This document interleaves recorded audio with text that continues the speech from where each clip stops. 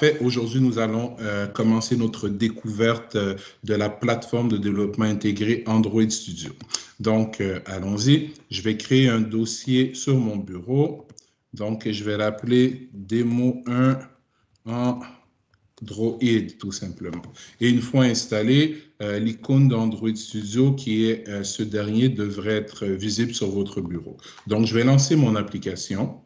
Et comme n'importe quel environnement de développement intégré, vous en connaissez déjà quelques-uns, Visual Studio, NetBeans, IntelliJ, etc. Donc, quand on démarre un IDE, on a toujours la possibilité de démarrer un projet en utilisant des gabarits de départ. Donc, moi, je vais démarrer un nouveau projet ici avec Start New Project et on me présente plusieurs gabarits de départ pour mon application.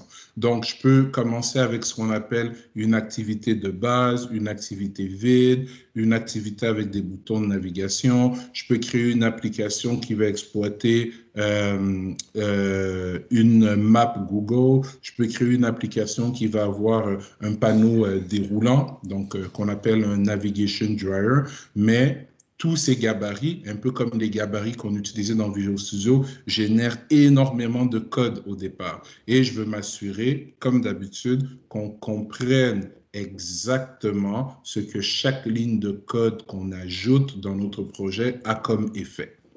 Donc, si on regarde bien en haut ici, donc on va commencer avec une activité vide. Mais si on regarde bien en haut ici, je vois que je peux choisir des gabarits pour téléphone et tablette. Je peux choisir des gabarits pour Wear OS. Ce sont, par exemple, les montres qui sont des appareils portables sur lesquels le système d'exploitation Android est installé. Les télé Android, il y a beaucoup de systèmes de navigation ou d'ordinateurs de bord de voiture qui utilisent maintenant le système d'exploitation Android. Et Android Things me permet de programmer tout objet connecté qui utilise comme système d'exploitation la plateforme Android. Donc, le cours que nous faisons cette session, programmation mobile 1, va se limiter au développement sur tablette et téléphone. Et si on a le temps, on va peut-être s'aventurer un peu vers les équipements portables. Donc, je choisis le gabarit empty. J'appuie sur Next. Et ici, on me demande de donner un nom à mon application. Démo 1 Android. Je pourrais donner le nom qui me fait plaisir. Vous avez fait du Java la session dernière, donc on me demande ici de donner un package. Est-ce que quelqu'un pourrait m'expliquer qu'est-ce qu'un package en Java et à quoi correspond un package dans la technologie .NET, par exemple, en C#? Un volontaire? Donc, vous avez créé des classes en Java la session dernière, oui ou non? Oui, monsieur. Donc, quand on crée une classe en Java, la première chose qui s'affichait dans notre fichier, c'était le package. Donc, le package en Java, c'est l'équivalent du namespace en .NET. Pour que deux classes Java puissent se connaître ou interagir ensemble, il faut qu'elles soient dans le même package. De la même façon que deux classes C#, pour qu'elles puissent interagir ensemble, il fallait qu'elles soient dans le même namespace. Si deux classes C# ou .NET n'étaient pas dans le même namespace, il fallait utiliser le mot-clé using en donnant le nom du namespace, point, le nom de la classe qu'on voulait importer pour être capable de la manipuler. Et en Java, c'est le même principe. Vous avez fait du Java Swing, par exemple. Donc, quand je voulais faire du Java Swing, donc la programmation graphique, que je démarrais par défaut avec une application console, si je voulais avoir accès à des G-buttons, à des G-radio buttons, à des G-frames, je devais importer différents packages. Je devais faire un import Java x.swing.gbutton, par exemple. Donc, je pointais le package, point, le nom de la classe que je voulais importer de ce package pour y avoir accès dans mon application. Donc, Android est fortement associé au Java. Et donc, la notion des packages va être très importante ici aussi. Donc, on a un package qui nous est proposé par défaut. On pourrait le renommer. Je vais le laisser tel quel. Je vais pointer vers le dossier dans lequel je veux sauvegarder mon application. Donc, sur le bureau, oups, il n'est pas là, voilà. Le voilà, c'est le dossier qu'on a créé ensemble tout à l'heure. Je fais OK. Et Android Studio ici m'offre la possibilité de développer dans deux langages, le Java ou le Kotlin. Donc, le Java est le premier langage qui a permis de développer des applications, un des premiers langages qui a permis de développer des applications mobiles sur Android. Donc, énormément d'applications Android ont été développés en Java et continuent d'être développés en Java, mais Google a récemment poussé la création d'un nouveau langage, le Kotlin, qui est le nouveau langage officiel de développement Android. Notre premier cours de mobile se fait en Java et en fait, le langage Kotlin, quand on le compile, il se compile en bytecode Java. Donc, partout où le Java roule, le Kotlin roule aussi. Et ce qui est intéressant dans un projet Kotlin, c'est que si j'ai déjà des classes Java, je peux les exploiter à l'intérieur d'un projet Kotlin. Alors que dans un projet Java, je ne peux utiliser que des classes Java. Bref, pour notre premier cours de programmation mobile, on se limite à des projets en Java. C'est dans le cours de programmation mobile 2 en session 6 qu'on va apprendre et exploiter le langage Kotlin.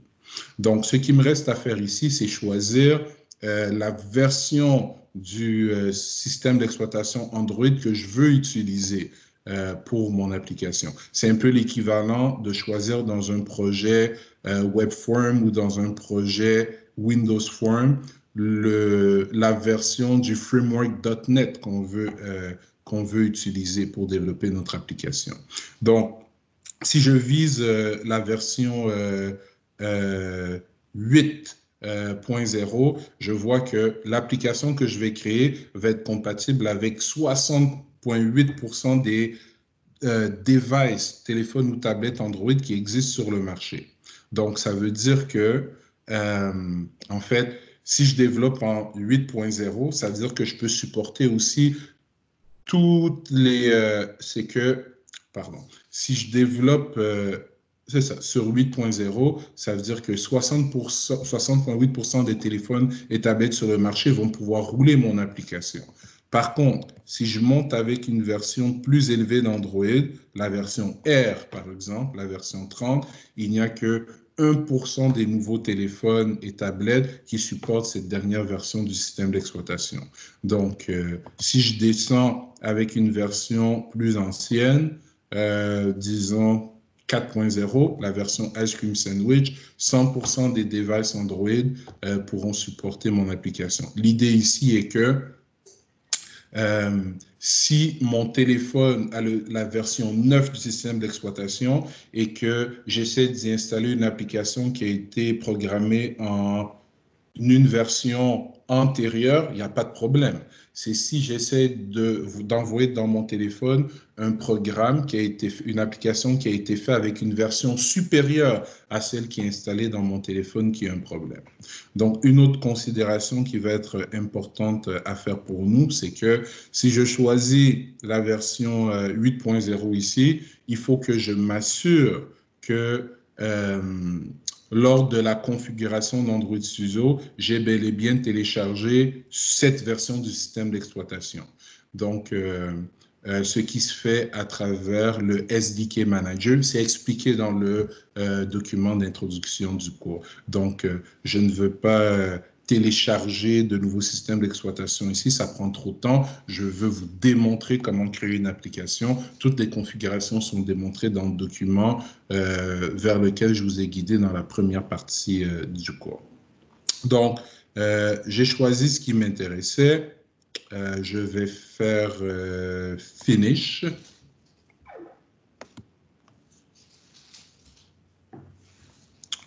Finish. Parfait. Et Android Studio est donc en train de créer mon projet, un peu comme Visual Studio ou IntelliJ ou n'importe quel environnement de développement intégré l'aurait fait pour nous. Chaque fois que vous lancez l'application, vous pouvez avoir une petite astuce du jour qui vous aide à maîtriser de plus en plus l'interface de travail. Donc, je vais fermer ça. Et Android Studio est encore en train de démarrer. On voit que ça travaille encore ici. Donc, je vais attendre quelques secondes. Que mon environnement de travail soit opérationnel. Donc, évidemment, ma machine est assez puissante, donc ça s'ouvre relativement rapidement. Android Studio est une de ces plateformes qui prend quand même une bonne quantité de mémoire vive. Donc, si votre ordinateur est un peu plus ancien ou un peu plus souffrant, il risque de souffrir un peu avec Android Studio. C'est quelque chose qui prend beaucoup de mémoire vive, comme j'ai dit tout à l'heure. Donc, mon environnement de travail est prêt. Donc, on va prendre quelques instants pour découvrir un peu qu'est-ce qu'il y a dans cet environnement de travail. Donc, quand on démarre une application Android, il y a plusieurs manières dont on peut visualiser notre projet. Donc, ici, sur l'onglet projet que je peux minimiser, ouvrir, j'ai mon arborescence de projet. Cette arborescence de projet, je peux la regarder en mode projet, en mode package. Donc, regardez, si je mets en mode package, on voit que ça change la structure. Je peux la regarder en mode problème, en mode fichier, mais le mode que je trouve le plus intéressant pour des nouveaux développeurs Android, c'est le mode Android.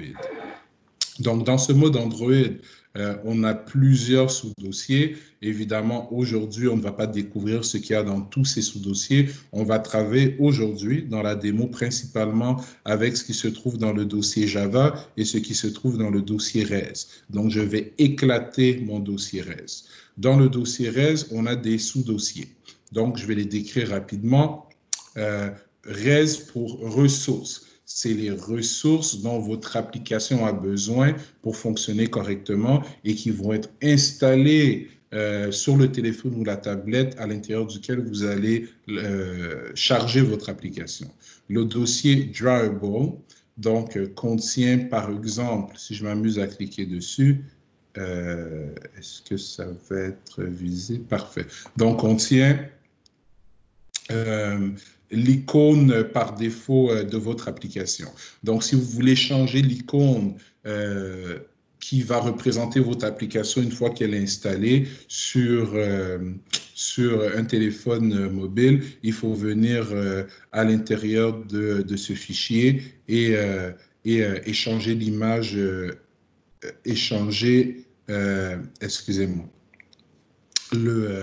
le fichier Drawable contient des fichiers XML qui décrivent comment expliquer ça simplement.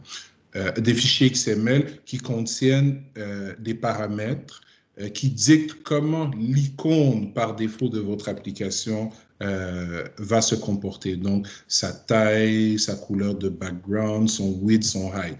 Ce fameux icône, si vous voulez changer l'icône de défaut de votre application, où se trouve-t-il vraiment? Ben, il se trouve ici dans le dossier. Parfait. Donc, on voit ici pour plusieurs résolutions l'icône par défaut d'une application Android. Donc, si vous prenez n'importe quelle image PNG et avec Photoshop, par exemple, vous lui donnez la bonne résolution et vous venez la placer dans ce dossier, c'est l'icône qui va servir à représenter votre application une fois qu'elle sera installée sur un téléphone ou une tablette. Donc, je vais continuer avec le dossier Layout. Le dossier Layout est un fichier XML qui nous sert à réaliser la vue ou les vues de notre application. puisque, je le dis pour la première fois, une application mobile est une application qui, en général, suit le patron de conception MVC, où les vues sont réalisées en ajoutant des balises dans des fichiers XML et les contrôleurs sont des classes Java. Donc, on a créé une activité présentement qui a un contrôleur, qui est une classe qui s'appelle Main Activity et qui hérite d'un parent s'appelant App Compact Activity. Et ce contrôleur permet de manipuler ou d'interagir avec une vue qui se trouve juste ici, qui est un fichier XML, dans lequel on peut construire notre interface usagée. Donc, cette interface usagée, elle peut être construite en faisant du drag and drop ou elle peut être conçue en mode texte, en modifiant les attributs, en rajoutant des balises XML. Donc, moi, présentement, j'ai déjà créé un téléphone virtuel. Je ne veux pas refaire le processus complet, c'est décrit dans la documentation du cours, mais je vais vous montrer où aller pour le faire et avec la documentation de cours, vous pourrez compléter la procédure. Donc, on voit ici AVD pour Android Virtual Device Manager. Si on clique là-dessus, donc, si on clique là-dessus, je peux choisir parmi plusieurs... moi, j'ai déjà créé plusieurs tablettes et téléphones virtuels. Donc, je peux venir ici et créer un nouveau téléphone ou une tablette. Je choisis le modèle parmi des téléphones et des tablettes qui existent commercialement. Donc, disons que je choisis ceci. Bon, prenons quelque chose de connu, c'est un Nexus One. Ça va? Donc, je fais Next. Maintenant, je peux venir choisir le système d'exploitation que je veux insérer à l'intérieur de ce téléphone virtuel. Je peux choisir son orientation par défaut. Je peux choisir le nom que ce téléphone va porter dans ma liste de téléphones ou de tablettes virtuelles parce que je dois choisir l'appareil virtuel dans lequel je veux lancer mon programme si jamais je n'ai pas de vrai téléphone ou tablette pour insérer mon programme. Et si je fais, bon, appelons-le Toto, hein, si je fais Finish, donc je vois que j'ai un téléphone Toto qui va rouler par défaut sur Android 9. Et ce téléphone, je vais pouvoir l'utiliser où, quand et comment. Donc, on a démarré un projet dans Android Studio. J'ai écrit aucune ligne de code encore, mais présentement, j'ai déjà une application fonctionnelle. La preuve est que si j'appuie sur le fameux bouton Play, attendons quelques secondes. Donc, je vois les différents téléphones virtuels qui sont à ma disposition. Donc, j'ai le Nexus avec l'API 26, donc Android 8.0 que j'avais déjà créé et j'ai le téléphone Toto que je viens de créer. Prenons le Nexus, appuyons sur OK et on voit que Android Studio travaille.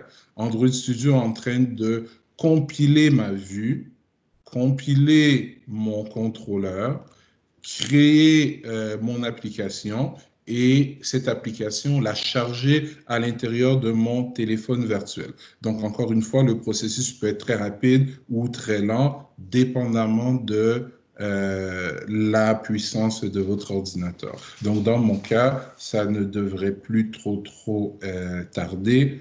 Ça travaille.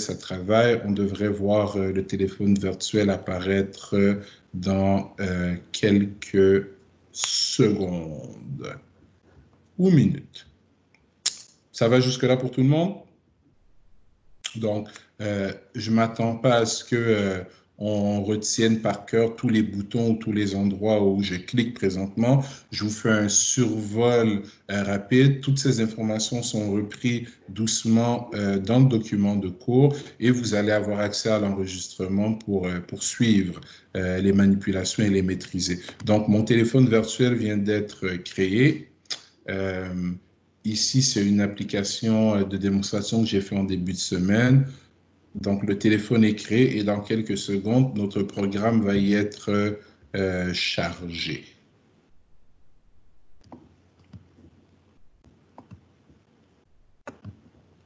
Donc, ça travaille encore ici. On a encore deux processus qui roulent.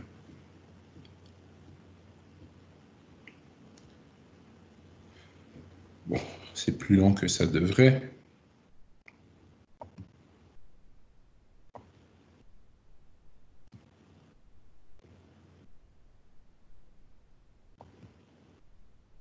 OK. Donc, on voit que l'installation est en train de se faire. Il reste un processus qui roule.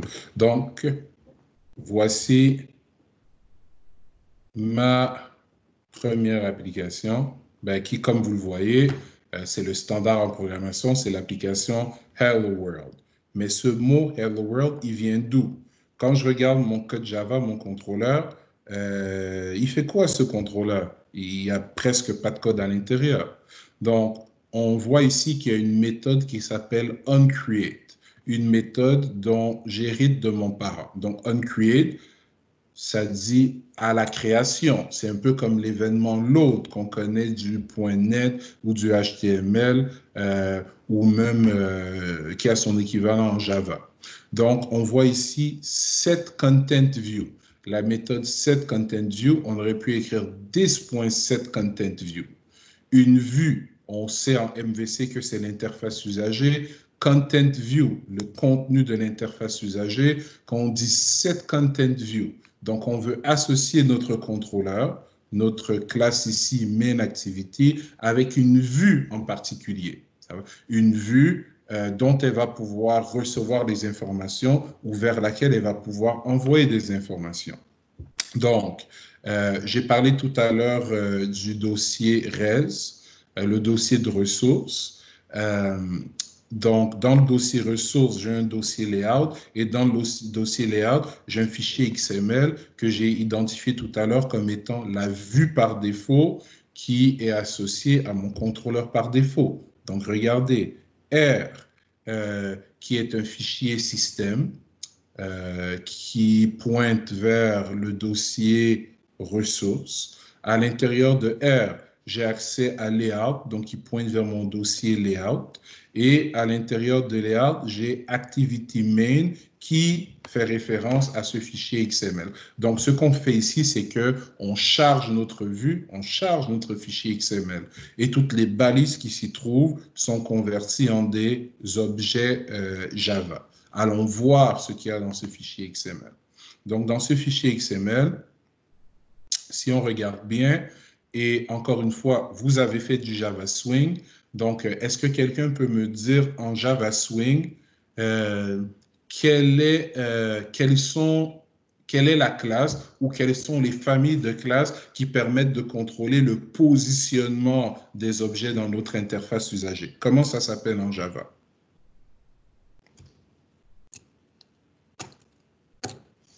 Pour les uploads?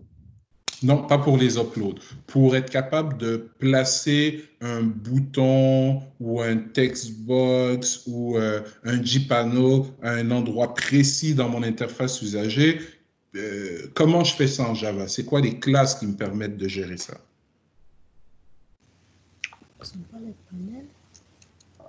Monsieur, moi, on annulait le set layout, on mettait en nul. Là, quand on faisait comme ça, on pourrait mettre les composants là où on veut. Non, donc ce n'est pas une bonne pratique de programmation. Donc, on a ce qu'on appelle les layout managers en Java. Vous avez vu les layout managers? Donc, on faisait set layout, on pouvait passer en paramètre un parmi plusieurs types de layout managers. Donc, on avait ce qu'on appelle, les grid layout, les grid bag layout, les flow layout. Ce sont tous des layout managers qui existent en Java et chaque layout manager définit la façon dont on peut placer les objets dans un JFrame. Un flow layout, par exemple, en Java, permettait de faire quoi? Chaque fois qu'on faisait this.add pour rajouter un nouvel élément sur notre JFrame, si c'est un flow layout qu'on utilisait, les éléments apparaissaient tout simplement les uns à la suite des autres. Quand la ligne était remplie, pouf, on changeait de ligne. Un grid layout nous permettait de créer une grille avec un certain nombre de lignes et un certain nombre de colonnes. Et on pouvait spécifier dans quelle case de cette grille on pouvait insérer un composant Java particulier. Donc, le même concept existe ici en Android. Si je vais en mode design, donc c'est le même fichier, activity.main, que je vois en mode texte et que je veux en mode design, je vois que dans les layouts, j'ai toute une série de layout managers différents. Donc, j'ai des linear layout horizontales, des linear layout verticales, des frame layout, des table layout, des row layout, des constraint layout. On les étudiera tous en détail. Moi, ce que je vais faire aujourd'hui, je vais me débarrasser du constraint layout parce que c'est un layout manager que je trouve très restrictif. Il ne nous permet pas de placer les choses comme on veut. Donc, je vais venir ici choisir oups, c'est passé où? Un linear layout. Pardon, pas un linear layout, mais un relative layout, excusez-moi. Donc, un relative layout. Et sans que vous soyez des experts, mais vous avez tous le concept en tête de positionnement absolu par rapport à positionnement relatif. Donc, en positionnement relatif, je suis capable de placer mes composants relativement à d'autres composants. Donc, regardez ce qui s'est passé dans mon preview ici. Oups, dans mon preview. Donc, je vais retourner un pas en arrière. Parfait. Donc,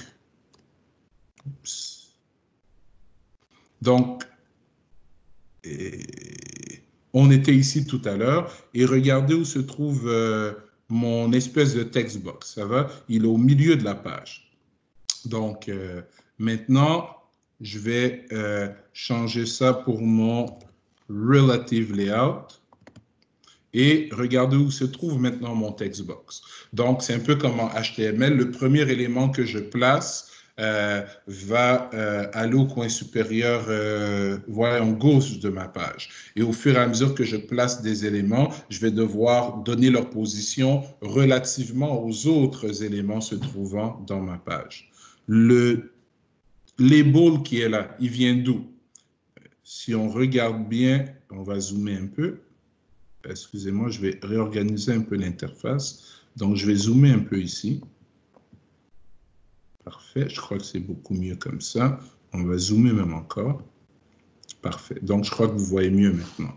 Donc, chaque langage ou technologie graphique a ses propres noms pour ses contrôles utilisateurs. Donc, en HTML, on avait des input type text, par exemple, ou on avait même des balises label. En C#, on avait des labels. En Java, on avait des glabels. Mais en Android, on a des text views. Donc, regardez, si je m'amuse à faire disparaître la balise HTML qui est ici, regardez, mon label disparaît dans mon interface usager. Donc, je peux travailler à travers le code comme ceci, où j'aurais pu tout simplement venir chercher un textbox, un bouton, le glisser dans l'interface, c'est du pareil au même. Donc, on est habitué à ce mode de fonctionnement, puisqu'en ASP, on pouvait travailler en mode source, en mode split ou en mode design. Donc, c'est un peu le même concept. Donc, moi, je vais faire quelque chose de simple ici. Je vais laisser ce textbox, ce label à sa place, excusez-moi. Je vais laisser le texte par défaut qui est à l'intérieur, mais ce que je vais faire, je vais rajouter un ID à ce text view qui est l'équivalent d'un label. Pourquoi? Parce que si je donne un ID à un composant XML dans mon fichier de layout, je vais pouvoir me servir de cet ID dans mon contrôleur pour récupérer une référence de cet objet et donc pouvoir le manipuler. Donc, c'est le même principe qu'en ASP, quand on mettait un attribut ID à une balise dans notre fichier ASPX, on était capable d'utiliser cette même valeur dans le ASPX.cs pour le manipuler. Ou encore en JavaScript, quand vous mettez un ID à une balise en particulier, vous êtes capable d'utiliser document.getElementById pour récupérer une référence de cet élément et donc le manipuler. Donc, c'est le même concept. Donc, je vais faire ici Android 2.id. Et voici comment on définit un ID en Android, A commercial plus ID, et ensuite, je vais appeler ça LBL MSG. Donc, pour LBL message, MSG. Donc, voici l'ID complet de ce TextView. Donc, de la même façon, je vais créer un bouton maintenant. Encore une fois, mon bouton, je pourrais juste aller faire dans les boutons, choisir un bouton, faire du drag and drop. D'ailleurs, je vais le faire pour votre plaisir. Donc, je prends, oups, excusez-moi. Donc, un bouton, je choisis un bouton standard. Je viens, je le glisse ici. Donc, j'ai mon bouton et on peut zoomer encore une fois.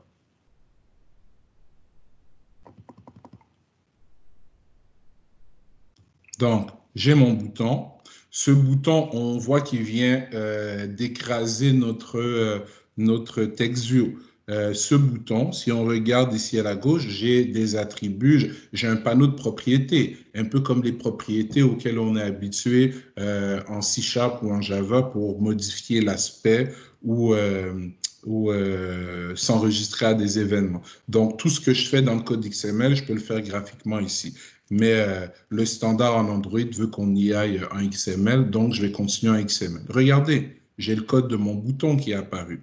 Je vais l'effacer et mon bouton va disparaître. Je vais plutôt le faire avec du code ici. Donc, bouton, oups, bouton. Donc, l'attribut wrap content, ça veut dire quoi? Pour le width. Donc, mon bouton, quelle taille, quelle largeur je veux qu'il ait? Je veux qu'il soit aussi large que le texte qu'il contient. Donc, ça, c'est l'option wrap content, ou je veux qu'il soit aussi large que son parent. Donc, aussi large que l'écran. C'est pas ce que je veux. Donc, je vais choisir cette option-ci. La même chose pour la hauteur. Mon bouton, quel texte je veux voir affiché à l'intérieur de mon bouton? Donc, ça va être Android texte et je vais choisir CLICK Click Me. Ça va? Et à ce stade-ci, si je lance mon application, relançons mon application, on n'a pas encore mis de logique dans ce code. On a juste travaillé sur l'interface usager. Donc, mon application est en train de recompiler. Quand elle sera prête, elle va être mise à jour. Attendons quelques secondes.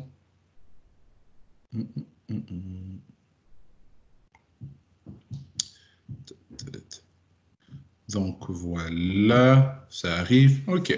Donc, on voit bien Click Me, on voit qu'il y a du texte en arrière. Si j'appuie dessus, il n'y a absolument rien qui se passe. Pourquoi? Parce que comme dans n'importe quelle technologie où on fait de la programmation graphique, il faut qu'on s'enregistre à l'événement qui représente le clic sur le bouton et que quelque part, on écrive du code pour répondre à cet événement. Et c'est là qu'on va avoir le lien entre notre vue et notre contrôleur.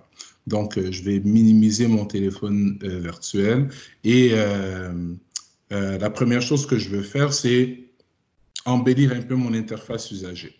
Donc, j'ai mon label qui se trouve ici, j'ai mon bouton qui se trouve ici.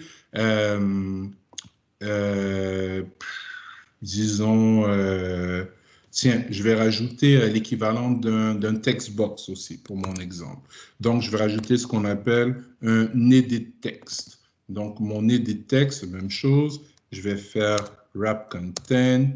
Mon edit text, qu'est-ce que je vais faire à l'intérieur? Moi, ce que je vais vouloir faire, c'est que quand on clique sur le bouton, on récupère le texte qui aura été rentré dans le edit text, le edit text et qu'on l'utilise pour écraser le texte par défaut qu'il y a dans notre text view.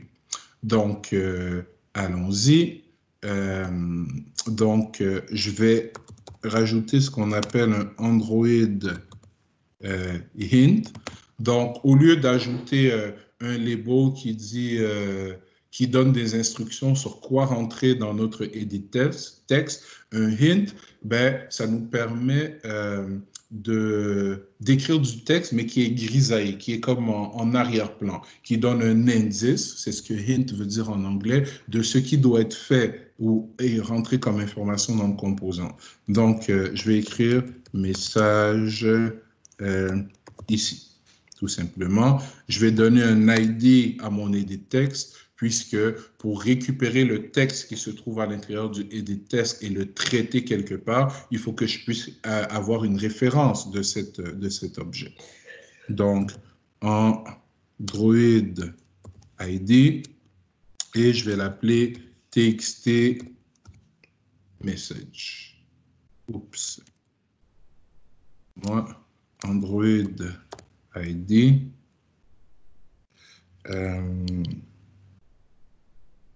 Égal. Ouvrir la colonne. Pourquoi est-ce qu'il ne edit texte? Merci.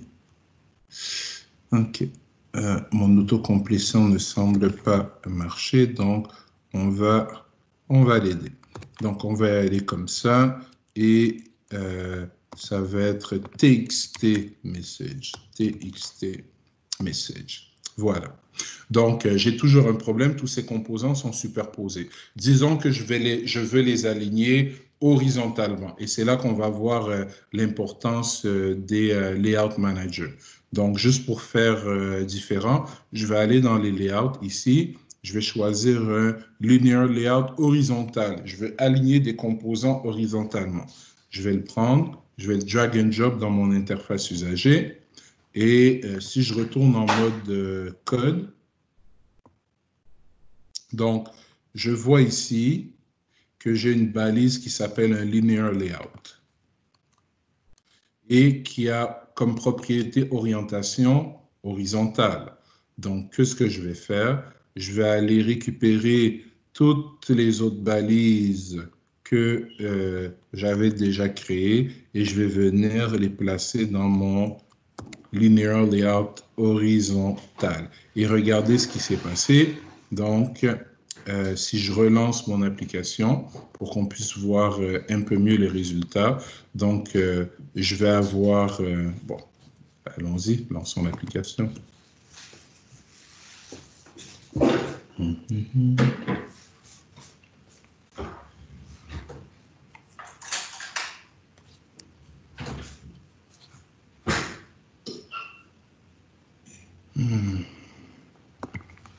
Donc, ça va prendre quelques secondes à compiler. Et je crois qu'on a une petite erreur ici. On va avoir... Oh, j'ai deux fois le même ID.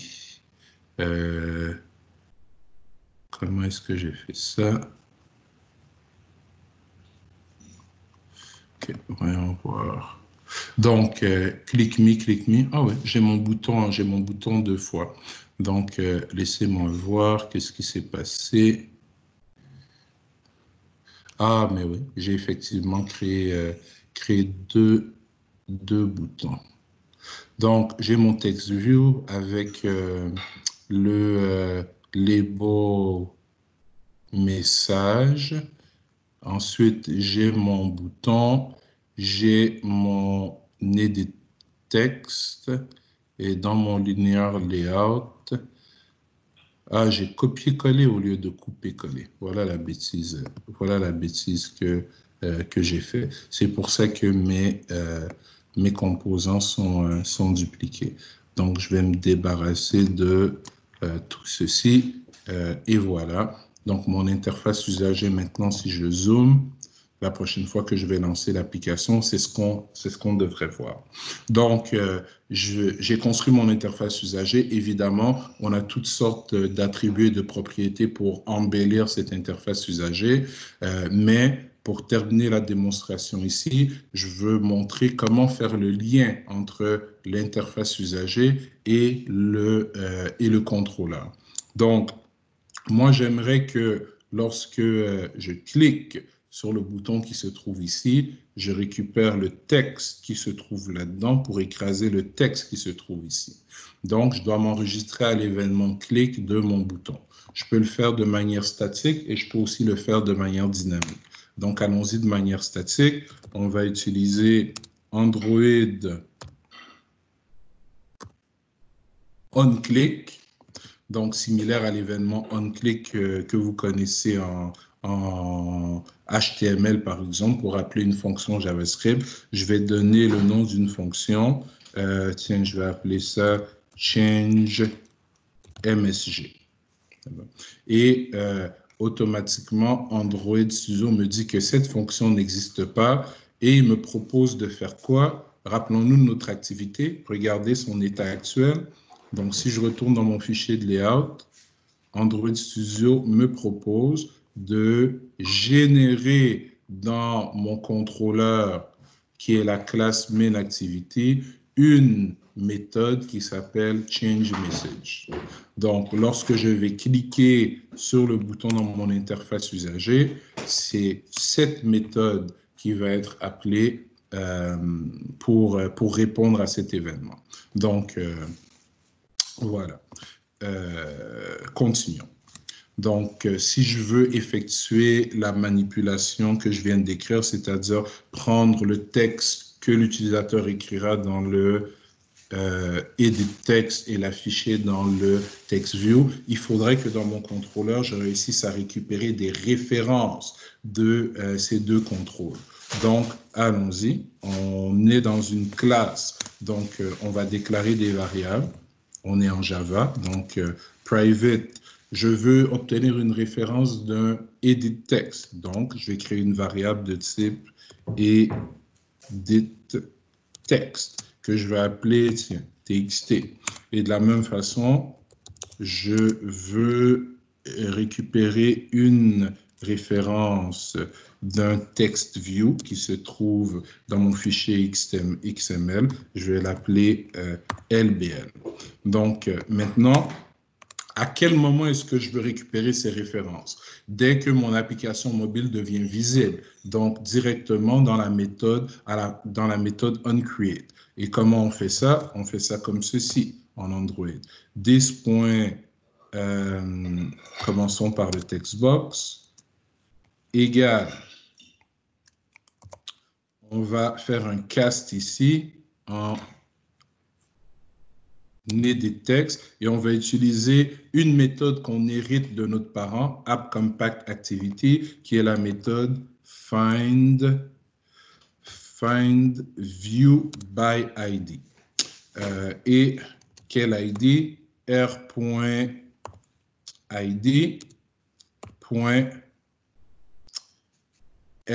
message et on a txt message. Point virgule. Donc, ce que je viens d'écrire ici n'est pas très différent de ce qu'on fait en JavaScript et en HTML, quand on écrit par exemple document.getElementById et qu'on vient mettre ici entre guillemets l'ID unique qu'on a donné à une balise. Pardon, si je faisais var txt, par exemple, égal. Donc, ce code-ci que vous avez appris à faire en JavaScript joue exactement le même rôle que le code Java qui se trouve ici.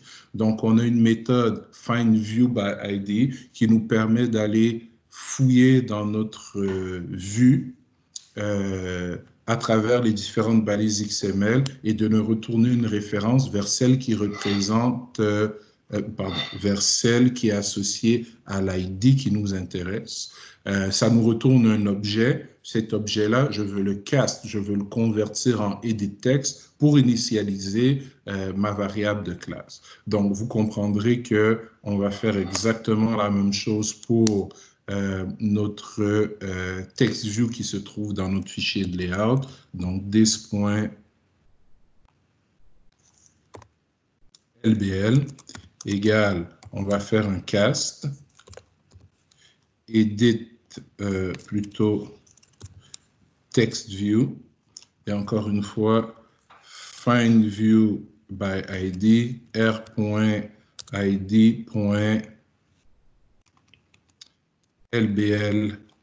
message. Donc, maintenant que j'ai des références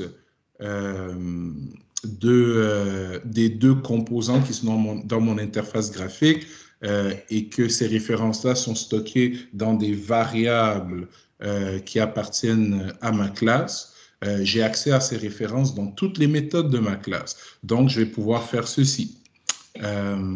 On sait que en .NET, quand on voulait manipuler un label ou un text box, on utilisait leur propriété, on utilisait la propriété texte. En Java, on utilisait des getters et des setters. Sur un getTextField ou sur un glabel, on utilisait setText ou getText pour modifier et respectivement récupérer le texte qu'il y avait dans un label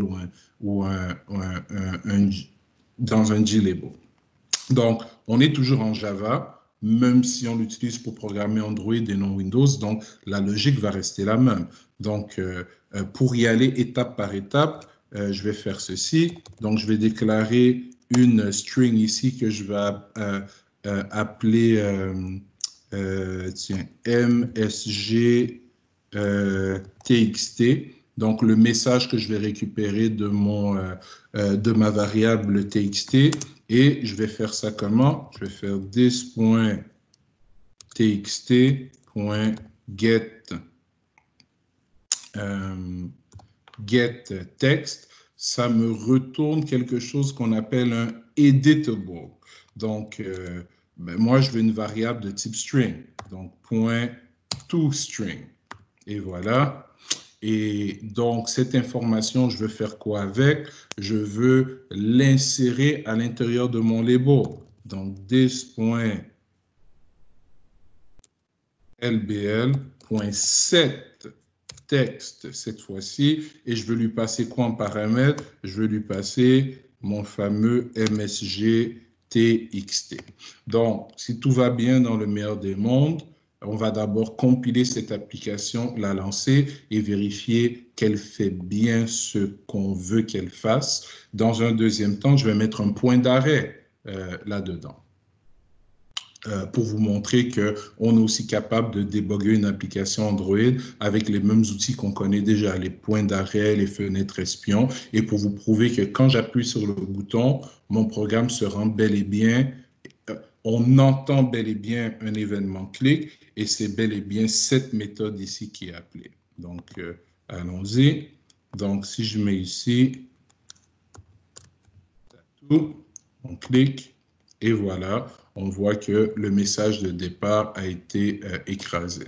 Donc, ce que je vais faire, je vais venir ici dans ma marge, je vais mettre un point d'arrêt en cliquant tout simplement sur la bonne ligne et au lieu de lancer mon application avec la flèche, je vais lancer mon application plutôt en mode debug. Et encore, toujours, je vais envoyer ça dans la machine, le téléphone virtuel de mon choix. Et lorsqu'on lance en mode debug, quand la compilation se termine, on a accès à une fenêtre de débogage ici. Donc, attendons quelques secondes. Donc, si je reviens et je tape dessus cette fois-ci et que j'appuie, boum. Donc, on voit qu'on est bel et bien tombé dans notre fonction. Donc, cette fonction répond bel et bien à l'événement clic sur mon textbox. Et dans ma fenêtre ici, regardez, j'ai du step over, step into, etc. Donc, toutes les options de débogage standard. D'ailleurs, on va faire un petit step over. Parfait. Et on peut venir inspecter ici la variable message. Ça va? Donc, c'est comme ça que vous allez être en mesure de déboguer vos applications. Donc, je vais stopper et je vais modifier légèrement ce code. Je me suis enregistré de manière statique à un événement ici. Enregistrons-nous de manière dynamique. En JavaScript, vous avez appris à utiliser ce qu'on appelle des event handlers.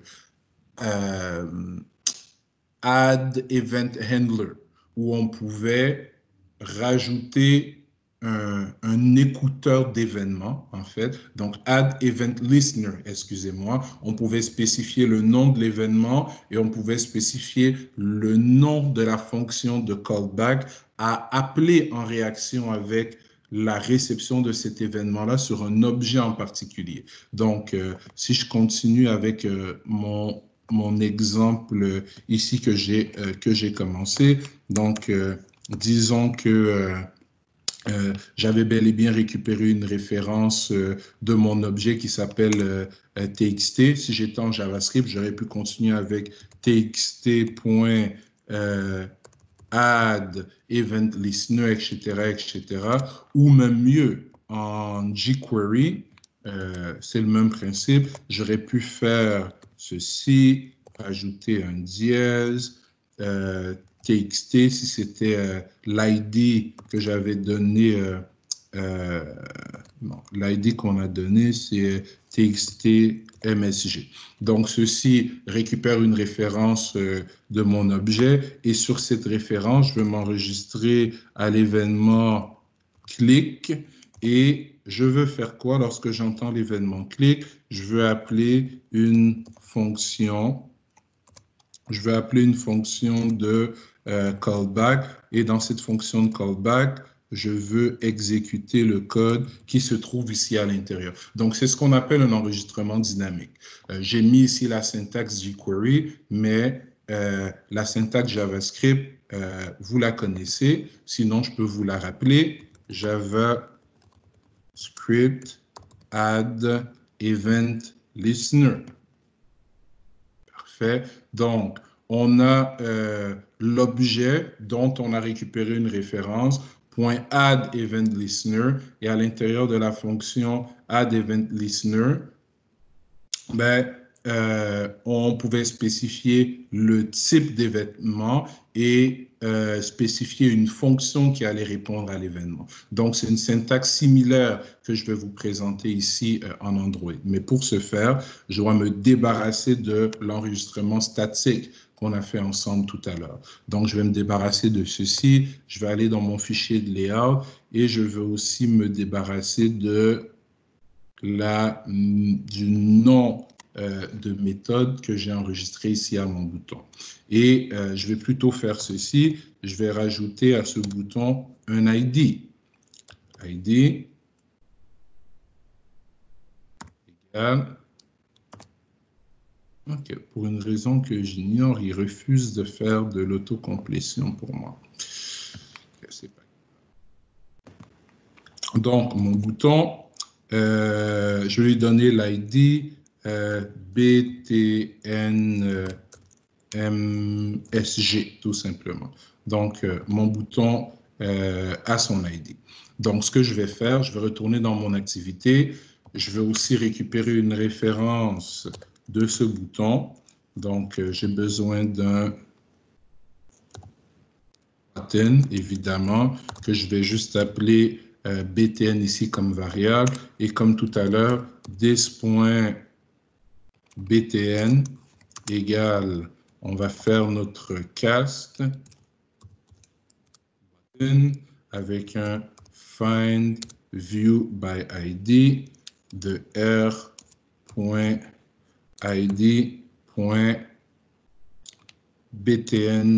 message. J'ai ma référence. Donc, je répète, qui est équivalente à faire un document.getElementById. Et maintenant, sur ce bouton, je vais faire this.button.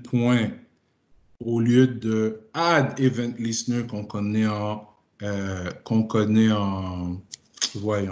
en JavaScript, on va faire un set onClick listener.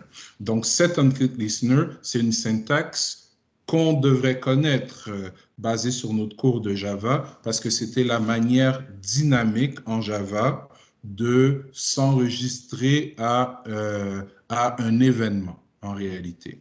Donc, et ici, on utilise aussi le concept des interfaces que vous devriez avoir vu dans votre cours d'orienté objet en Java. Donc, une interface c'est un concept. Est-ce que vous avez couvert les interfaces? Pas les interfaces graphiques, le type de données interface. Oui, monsieur. Oui, on parfait. Parfait. Donc, dans une interface, on ne déclare que des méthodes abstraites en réalité, et toute classe qui implémente une interface est obligée d'override les méthodes qui se trouvent à l'intérieur.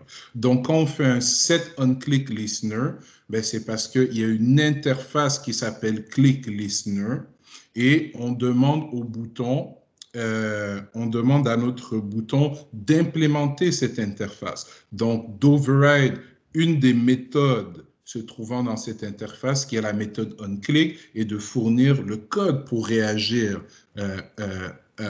à l'événement click. Donc, on fait ça comment? On fait ça comme ceci, new, et voilà, la magie d'Android Studio. Oh, il n'a pas voulu coopérer. Voilà. Donc, et voilà. Donc, je fais set onClick listener. Donc, je crée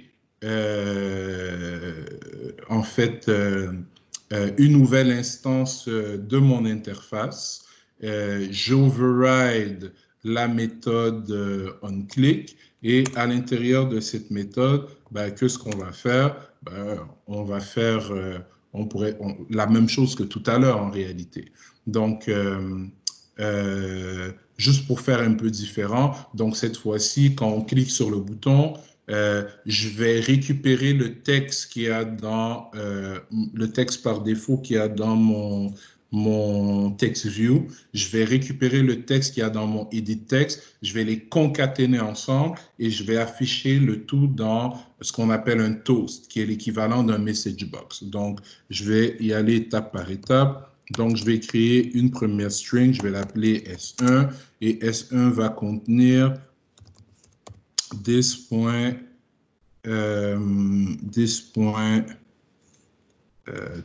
qu'est-ce que je voulais ici? Donc, LB, ah là là, pardon. Donc, LBL point get text point toString. Parfait. Ensuite, je pourrais faire tout ça dans une ligne, mais comme on commence en Android, même si c'est du Java, je vais y aller petit à petit pour être sûr que tout le monde comprenne bien les relations entre le Java que vous avez appris la semaine dernière, les comparaisons avec le HTML, le JavaScript que je suis en train de faire, et comment le Android fonctionne. Donc, txt.get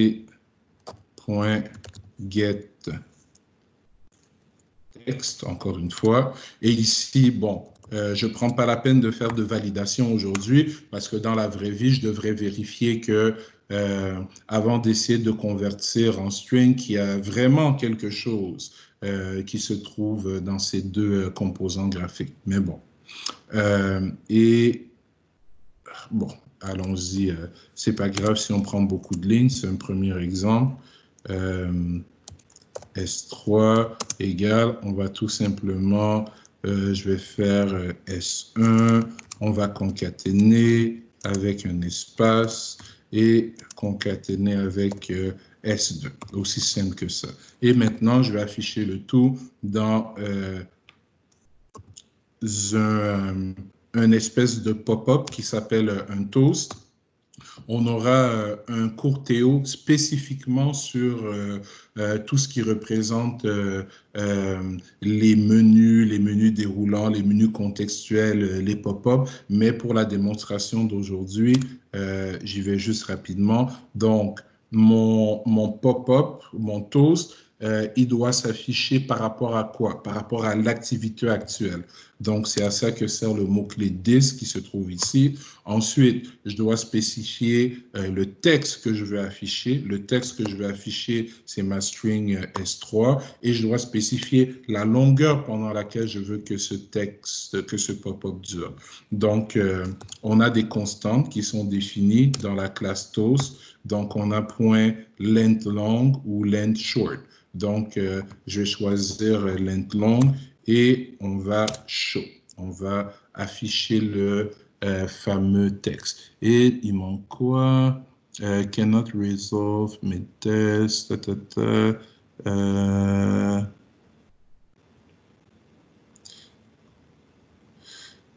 Toast, until is no Java, string, int. Où est-ce qu'il voit une int là, lui? S1, S2, S3, qu'est-ce qui se passe ici? Ah, ok, d'accord. Recommençons ça. Excusez-moi pour le petit bug. C'est cette version-ci qui m'intéresse. Ok. Donc, this, c'est bon. On veut S3 qui est notre string et on veut une durée.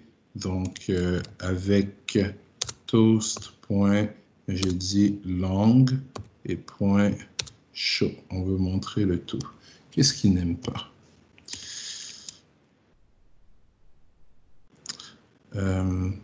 OK. Toto.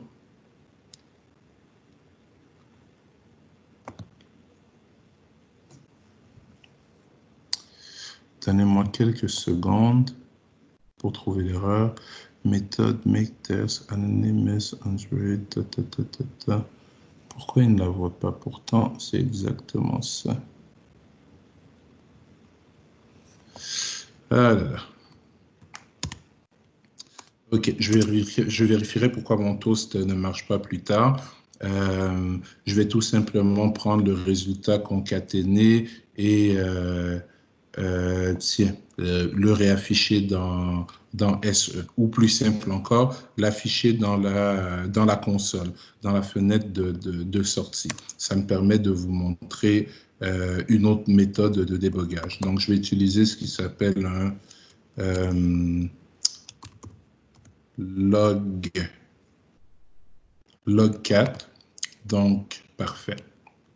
Donc, ici, je vais spécifier une string, donc disons test 1, et je vais spécifier un message que je veux afficher, et le message, disons que ça va être S3.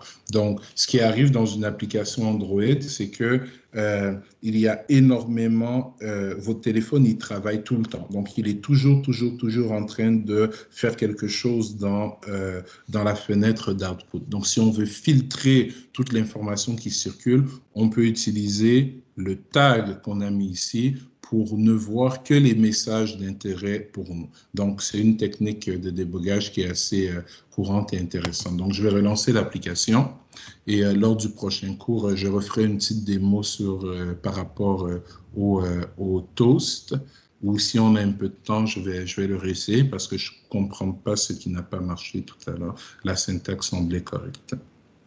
Donc, allons-y. Bon, notre application est lancée. Donc, dessus, on fait click me. Donc, il y a l'air de rien se passer ici dans l'interface en réalité. Mais si je vais dans ma fenêtre de log4, regardez, on voit que ça bouge en permanence. On voit qu'il y a du Hello World qui s'est affiché. Hello World dessus, c'est affiché. Mais regardez, il y a plein d'autres choses aussi qui se passent en continu. Si je veux filtrer ce qui apparaît dans ma fenêtre d'output, donc je peux venir ici et taper juste test 1 par exemple. Et voilà, j'ai cliqué 2 fois sur le bouton, donc 2 fois le contenu de cette variable a été écrit, donc je peux aller voir le moment précis où ça s'est passé. C'est l'équivalent de mettre, par exemple, un alerte à l'intérieur de votre code en JavaScript. Donc, laissez-moi réessayer une dernière fois le toast. Juste pour... Oui. Je pense remplacer this avec Content Application Contest. Ça marche parfois. Ah oui, oui, oui, effectivement. Parce que ça devrait marcher. Pourquoi? Parce que comme je suis en réalité, je suis dans un objet. J'ai mis new viewpoint on click listener. Donc, je suis dans une instance de quoi? De mon interface. Donc, quand j'utilise le mot-clé this, ça ne fait pas référence à mon activité, ça fait référence à mon interface. C'est pour ça que ça ne marchait pas. Mais en faisant mainactivité.this, je fais vraiment référence à ma classe qui est ici. Et donc, dans ce cas, faisons juste un petit test. String T tatou. Et ici, je vais mettre T. Donc là, on voit que c'est bon, il n'y a plus d'erreur dans l'application. Il manque juste le point-virgule ici. Donc, si je relance l'application,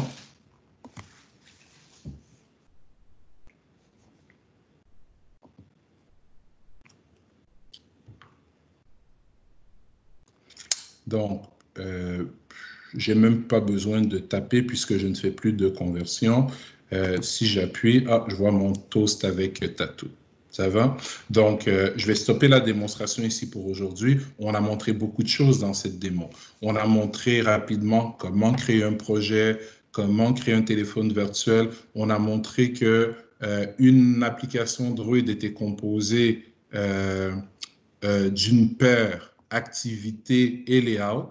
Donc, je peux rajouter d'une activité et d'une vue. La vue étant un fichier XML, l'activité étant une classe Java. Je peux rajouter autant d'activités que je veux dans une application, mais il y aura autant de fichiers XML pour autant d'activités. Donc, si je veux 4 fenêtres différentes, ça me prend 4 classes Java et 4 fichiers XML.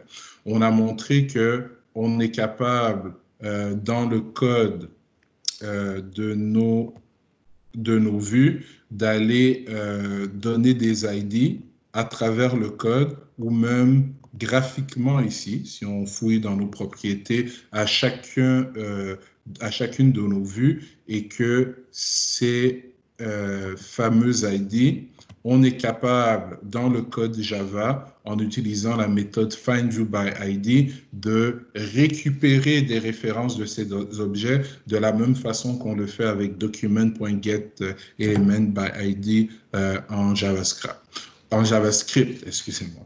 On a montré comment, de manière statique, on peut s'enregistrer à l'événement click. On a montré aussi comment, de manière dynamique, on peut s'enregistrer à l'événement click. Donc,